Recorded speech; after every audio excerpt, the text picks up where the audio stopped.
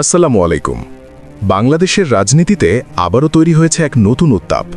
আগামী 12ই মার্চ ত্রয়োদশ জাতীয় সংসদের প্রথম অধিবেশন বসতে যাচ্ছে।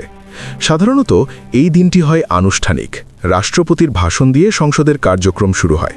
কিন্তু এবার সেই প্রচলিত চিত্র বদলে যেতে পারে, কারণ দেশের শীর্ষ আইনজীবীদের একজন অ্যাডভোকেট শিশির মনির একটি বিস্ফোরক মন্তব্য করেছেন। তার বক্তব্য অনুযায়ী সংসদের সদস্যদের উচিত হবে রাষ্ট্রপতির ভাষণ শোনা নয়, বরং ভাষণ শুরু হলেই ওয়াকআউট করা। যদি সত্যি এমনটা ঘটে, তাহলে বাংলাদেশের সংসদীয় ইতিহাসে এটি হতে পারে একটি নজিরবিহীন ঘটনা। এখন প্রশ্ন হলো, কেন এমন অবস্থান? এর পেছনে রয়েছে সাম্প্রতিক রাজনৈতিক উত্তাপ, বিশেষ করে গত বছরের জুলাই-আগস্টের ঘটনাবলী এবং বর্তমান রাষ্ট্রপতির অতীত রাজনৈতিক ভূমিকা নিয়ে বিতর্ক। বর্তমান রাষ্ট্রপতি মোহাম্মদ শাহাবুদ্দিন, যিনি রাজনৈতিক মহলে চুপ্পু নামে পরিচিত, তার অতীত ভূমিকা নিয়ে বিরোধী রাজনীতিতে অনেক প্রশ্ন উঠেছে। সমালোচকদের দাবি, তিনি দীর্ঘদিন শেখ হাসিনার ঘনিষ্ঠ হিসেবে পরিচিত ছিলেন। এখন সেই মানুষটির মুখ থেকেই যদি গণ অভ্যুত্থান, আন্দোলন কিংবা শহীদদের নিয়ে ভাষণ আসে, তাহলে সেটি অনেকের কাছে রাজনৈতিক ভণ্ডামি বলে মনে হতে পারে। এই কারণেই রাষ্ট্রপতির ভাষণ বয়কটের আলোচনা সামনে এসেছে। সমালোচনার আরেকটি বড় জায়গা হচ্ছে ব্যাংকিং খাত। বিশেষ করে ইসলামী ব্যাংক বাংলাদেশ লিমিটেড নিয়ে দেশের রাজনীতিতে দীর্ঘদিন ধরে বিতর্ক রয়েছে। অভিযোগ রয়েছে যে গত কয়েক বছরে এস আলাম গ্রুপের প্রভাবের মাধ্যমে ব্যাংকিং খাতে বড় ধরনের পরিবর্তন ও বিতর্ক তৈরি হয়েছে। সমালোচকরা দাবি করেন, সেই সময় ব্যাংকের বোর্ড ও পরিচালনায় থাকা অনেক ব্যক্তির ভূমিকা নিয়েও প্রশ্ন উঠেছে।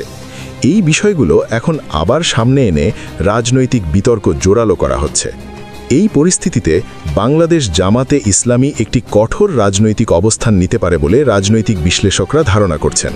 যদি তারা সত্যিই রাষ্ট্রপতির ভাষণ বয়কট করে, তাহলে এটি শুধু একটি সংসদীয় আচরণ হবে না, বরং এটি হবে একটি শক্ত রাজনৈতিক বার্তা। অর্থাৎ তারা বোঝাতে চাইবে, নতুন বাংলাদেশে পুরনো রাজনৈতিক সংস্কৃতির কোনো স্থান নেই। এখানে আরেকটি গুরুত্বপূর্ণ বিষয় সামনে এসেছে। ক্ষমতাসীন বাংলাদেশ ন্যাশনালিস্ট পার্টি এবং জামাতের মধ্যেও কিছু বিষয় নিয়ে মতপার্থক্যের ইঙ্গিত দেখা যাচ্ছে। বিশেষ করে সংসদের ডেপুটি স্পিকার পদ নিয়ে আলোচনা ছিল, কিন্তু জামাতের নেতারা জানিয়ে দিয়েছেন, তারা ক্ষমতার অংশীদার হওয়ার চেয়ে রাজনৈতিক সংস্কারের বিষয়টিকেই বেশি গুরুত্ব দিতে চান। দলটির সহকারী সেক্রেটারি জেনারেল মৌলানা আব্দুল হালিম বলেছেন, সংস্কারের প্রশ্নে আপোষ করা হবে না। সব মিলিয়ে এখন প্রশ্ন একটাই, 12 মার্চ সংসদে ঠিক কী ঘটবে? রাষ্ট্রপতির ভাষণ কি স্বাভাবিকভাবেই হবে, নাকি সত্যিই দেখা যাবে সংসদে এক নজিরবিহীন ওয়াকআউট? যদি তা ঘটে, তাহলে এটি হতে পারে নতুন সংসদের রাজনীতির প্রথম বড় সংঘাত।